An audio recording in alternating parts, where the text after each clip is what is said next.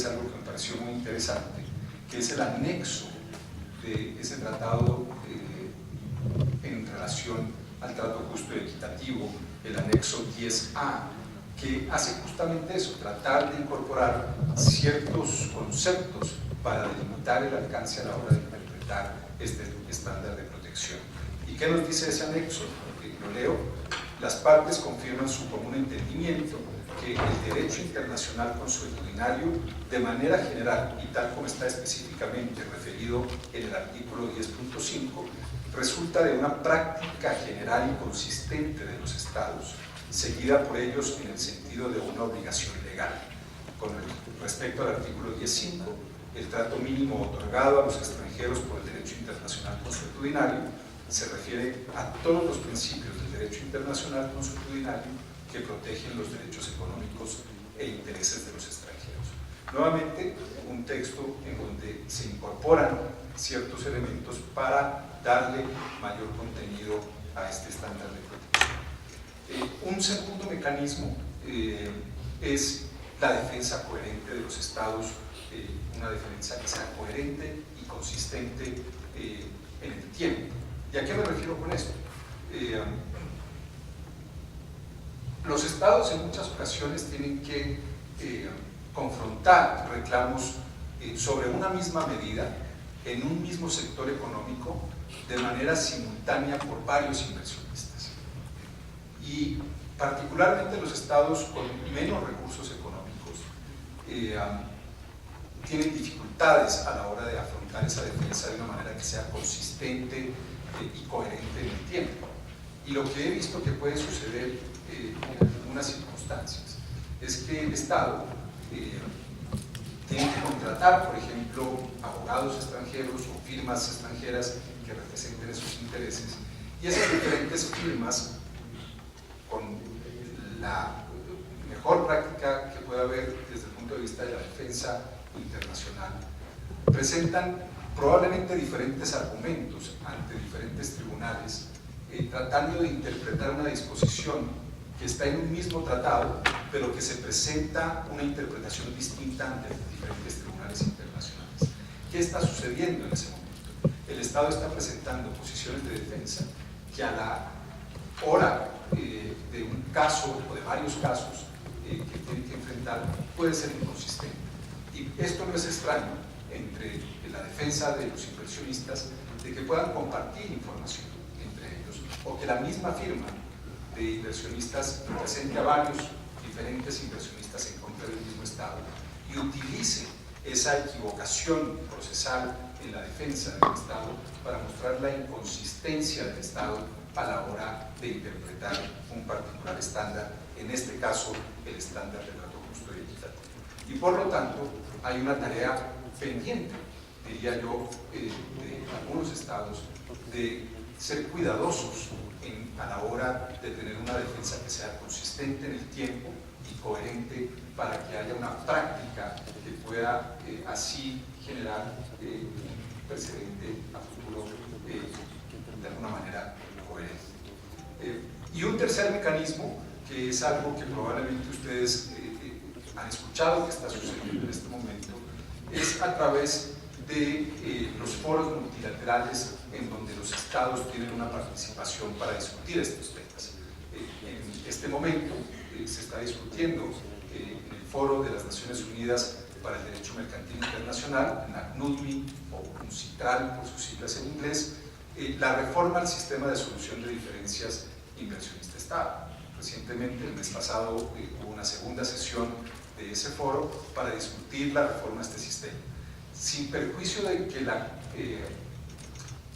concentración en la discusión en este momento es únicamente al sistema de solución de diferencias inversionista-Estado y no necesariamente a los estándares de protección.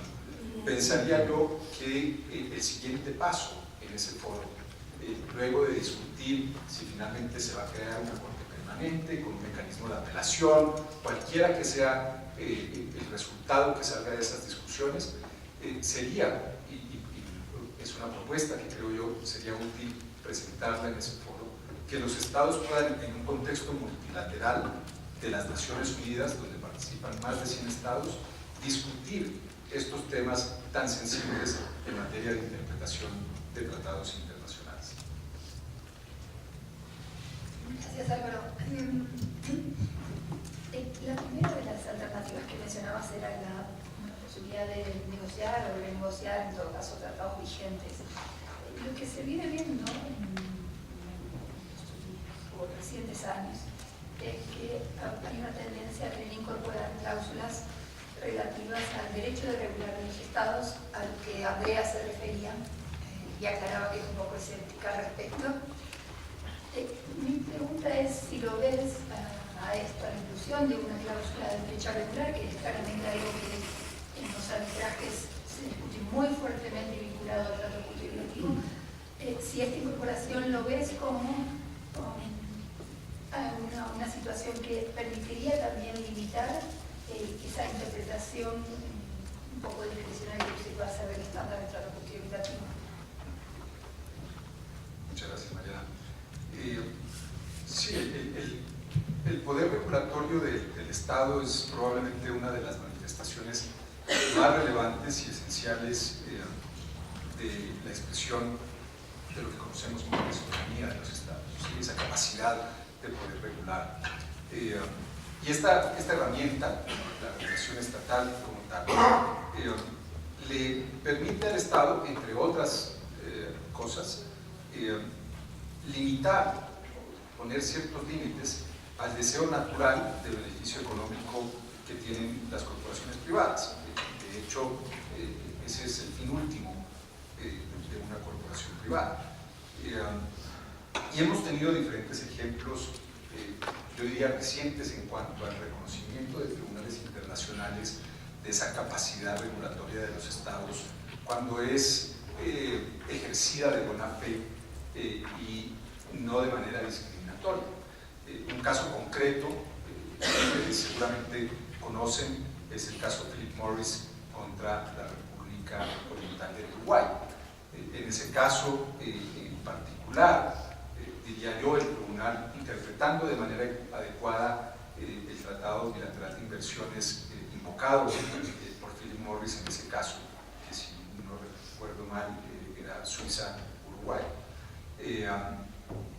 Ese tribunal decidió que las medidas adoptadas por ese Estado y que afectaban el valor de la inversión de ese inversionista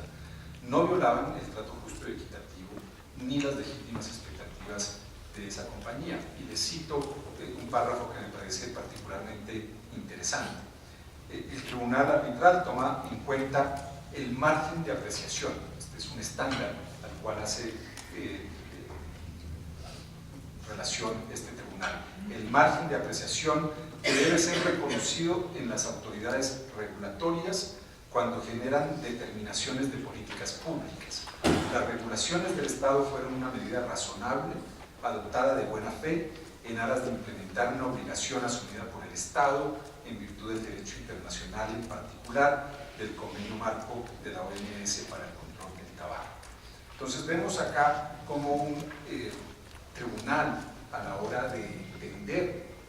el alcance del trato justo y equitativo como una protección que le había ofrecido el Uruguay a inversionistas extranjeros que provenían de la otra parte de ese tratado, en este caso de Suiza, puede ser limitado siempre y cuando el Estado actúe con ese poder de capacidad regulatoria, de buena fe, sin hacerlo de una manera discriminatoria y respetando el debido proceso de ese inversionista. En cuanto a mi opinión personal sobre las disposiciones para evitar ese amplio margen de discrecionalidad de los tribunales a la hora de aplicar este estándar, yo creo que es una tendencia que debemos aplaudir, que debemos esperar que se vaya generando una mayor práctica y de carácter uniforme de los estados latinoamericanos en general en cuanto a su posición de cuál es el contenido de este estándar y que más allá que nos pueda llevar a adoptar una política del pasado, como puede ser la doctrina Calvo, nos lleve a adoptar una política que sea mucha más conservadora, diría yo, en cuanto a los límites que debe entenderse a la protección de la inversión extranjera y a la capacidad del Estado, que debe tener cierto margen de apreciación, como lo dice este tribunal, a la hora de implementar las medidas adecuadas para la protección de ciertos valores que son fundamentales para la existencia misma del Estado, como es la protección del medio ambiente, como es la protección de la salud pública, entre otras medidas que son fundamentales. Gracias, Álvaro. A efecto de poder trabajar, ¿no?, sobre las cláusulas y estas estándares de trato justificativo, o cómo poder limitar un poco o hacerlas más previsibles, tal vez lo importante es poner un poco a algunos de los problemas que marcaba María del Carmen de qué es lo que ha generado problemas con esta cláusula. Andrea mencionaba una serie de elementos que componen al estándar de trabajo justo según distintos tribunales, como la estabilidad, previsibilidad, consistencia, transparencia y expectativas legítimas. Nancy, me gustaría saber tu opinión o cuál es tu visión de cuáles de estos elementos, o incluso María del Carmen también mencionó el debido proceso como uno de los temas críticos al analizar cláusulas de trato justificativo. ¿Cuáles han sido los problemas, particularmente de la región en Latinoamérica, teniendo en cuenta que tal vez hay que tener un poco en cuenta el contexto, que es también algo a lo que Andrea hacía referencia, en concreto en Latinoamérica? ¿Cuál ha sido de estos aspectos tal vez los más críticos? Yo creo que lo más crítico de estos elementos principalmente ha sido la estabilidad. En definitiva son los 4 elementos, ¿no? Pero los cambios de gobiernos y los cambios de política que hemos tenido, nosotros tenemos una práctica en Argentina ya bastante seria con ese tema, con lo cual nos lleva a estar en permanentemente cambios y a estar en una atención constante con relación a cada uno de estos estándares, sobre todo el estándar de trato justo y equitativo. Yo creo que para delimitar esto es importante establecer